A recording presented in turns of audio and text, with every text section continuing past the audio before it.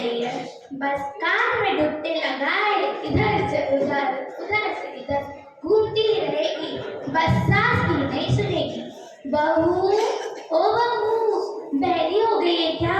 बहू आजा। ओए क्या है मम्मी जी, टिकटिरा तैयार हो रही हूँ।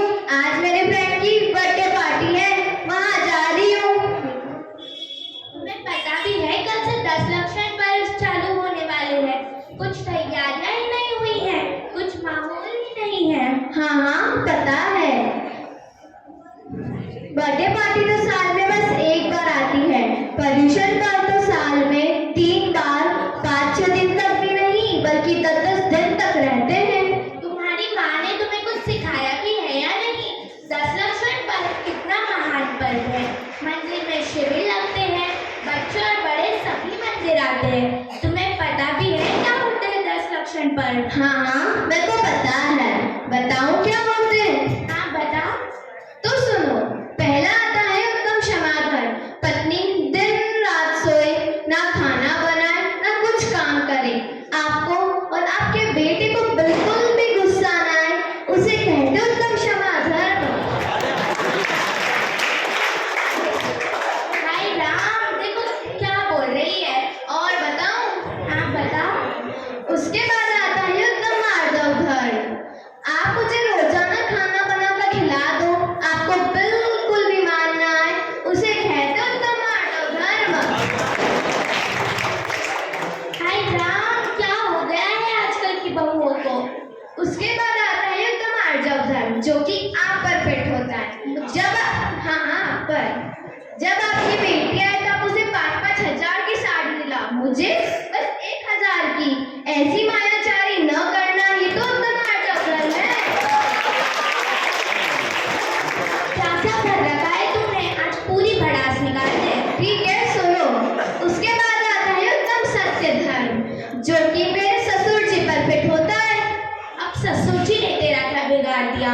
सुनो, इतने सालों से जो आपने ससुर जी के पर्स में से पैसे निकाल कर कभी बिस्तर के उधर, कभी तकिए के नीचे, कभी शक्कर के डिब्बे के अंदर रखे हैं, वो सब कुछ अब सब कुछ सत्य बता दो तो हो जाएगा ना उत्तम सत्य धर्म।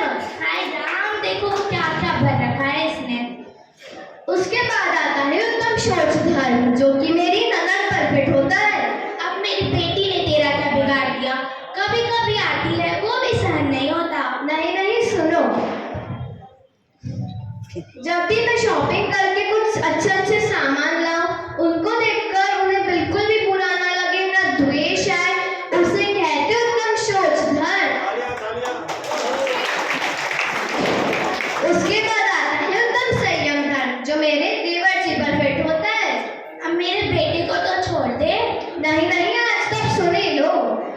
उसके मेरा बनाया हुआ खाना खाते समय वो मौन व्रत धारण करके खाना खा ले, गलतियां ना निकाले,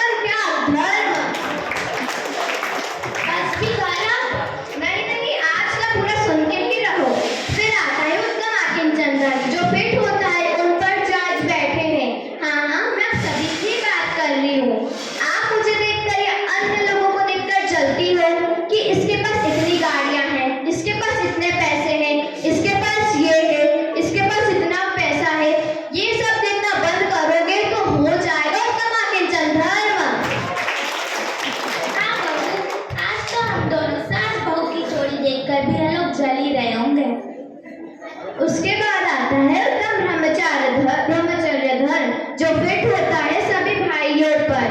आप बहू या बेटी के कपड़ों को देखना बंद करोगे कि ये कुर्ता ना पहने, ये शॉर्ट्स नहीं पहने, ये सब देखना छोड़ दोगे तो हो जाएगा उत्तम ब्रह्मचर्य धर्म। हाँ बहू, बस भी करो। तो फिर 16 करण धाम मैं बता दूं? नहीं नहीं, अब ये बोलेगी तो मैं तो यही मर जाऊंगी। तो फिर 3 रत्न तो सुनने ही पड़ेंगे, बहुत जरूरी है वो तो। मेरे लिए 3 रत्न हीरा, पन्ना, माणिक है और मैं तो यही धारण करूंगी। आज आप ससुर जी को खुश होकर जाके कह दीजिएगा, नहीं तो क्या? नहीं तो कुछ नहीं, आपकी नई संलेखना करवा दूंगी।